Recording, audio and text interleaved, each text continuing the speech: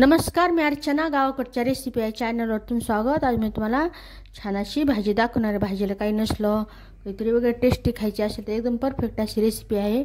पूर्ण व्हिडिओ रेसिपीला सुरुवात करूया. इथं मी 3-4 चमचे बेसन पीठ घेतले. सगळं साहित्य तुमच्या आवडीनुसार प्रमाणानुसार घ्यायचं.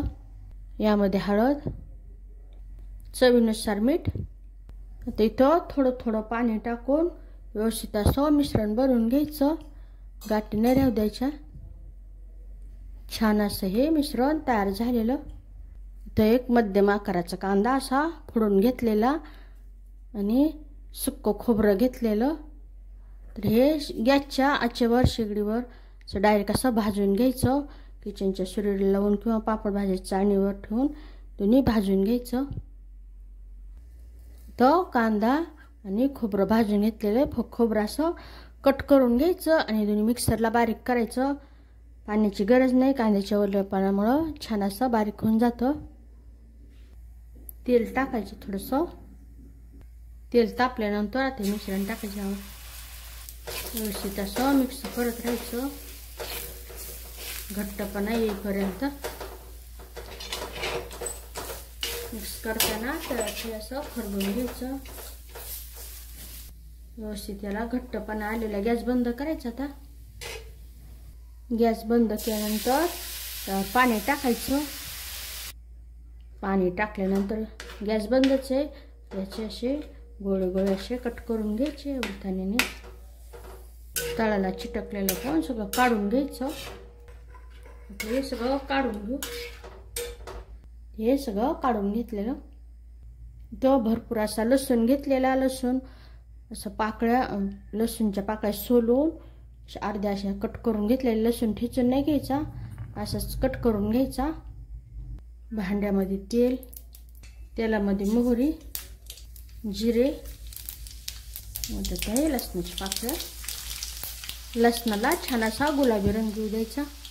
खमंग सुगंध सुटेपर्यंत, रंग छान येईपर्यंत छान असं त्याला परतून घ्यायचा. लसूण तो छान असा रंग आलेला, खमंग असा सुगंध सुटलेला. गॅसची आच एकदम कमी ठेवायची.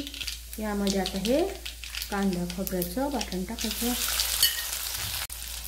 त्याचं परतून घ्यायचं. गॅसची आच एकदम मंद ठेवायचं. का किंचित पाणी टाकू, साहित्य करपणार नाही.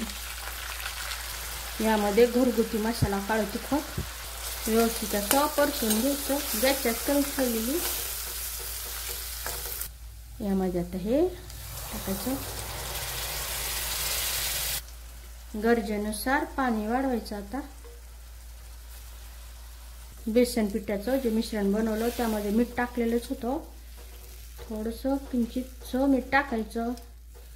अगोदर चेक करून पाहायचं, गरज पडली तर मीठ टाकायचं. असे गोळे बनवलेले. थोडी मिठाची गरज, मीठ टाकत आहे. फक्त 5 मिनिटासाठी मंद आचेवर आता हे झाकून ठेवायचं. तर 4 मिनिटं झाकून नंतर 1 मिनिटं बिना झाकता असं गॅसवर मंद आचेवर ठेवलेलं. भाजी तयार झालेली. यावर कोथिंबीर. छान अशी भाजी तयार झालेली. चपाती, भात, भाकरीसोबतही खायला छान. नक्की बनवा.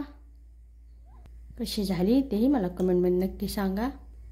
अशा माझ्या साध्या सोप्या पण टेस्टी रेसिपीज तुम्हाला आवडत असतील तर माझ्या चॅनलला सबस्क्राईब करा. चॅनलवरच्या बाकी रेसिपी जी आवडल्या तर त्यांनाही लाईक करा.